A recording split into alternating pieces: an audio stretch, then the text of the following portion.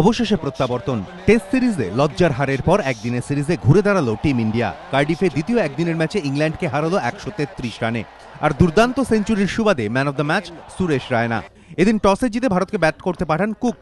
টেস্টে জঘন্য পারফরমেন্সের পর কার্ডিফের ম্যাচেও ব্যর্থ শিখর ধবন, বিরাট কোহলি।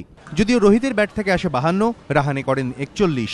132 রানে 4 উইকেট হারিয়ে যখন ধুঁকছে টিম ইন্ডিয়া, তখন গোটা দলকে টানলেন সুরেশ রায়না। সঙ্গে ধোনির অনবদ্য ব্যাটিং, স্ট্রোক প্লের বন্যা। ধোনি রায়না যুগলবন্দি টিমের রান রেট বাড়িয়ে দেয়। 75 বলে সেঞ্চুরি করে আউট হন রায়না।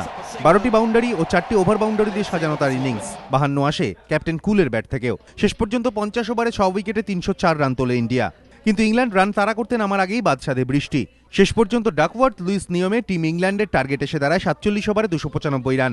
কিন্তু অ্যালেক্স হেলস ছাড়া আর কেউই টিকতে পারেননি সামি, জাডেজা ও শিন্দের সামনে। 161 রানে মুড়িয়ে যায় ব্রিটিশ ইনিংস।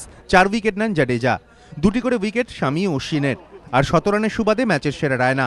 শুধু ভারতীয় উপমহাদেশে নন, বিদেশের মাটিতেও যে চওড়া হতে পারে তার ব্যাট, তা এদিন প্রমাণ করলেন। সৌরভ গঙ্গোপাধ্যায়ের টিপসে কি আরও ক্ষুরোধার সুরেশ রায়না? এবিপি আনন্দ।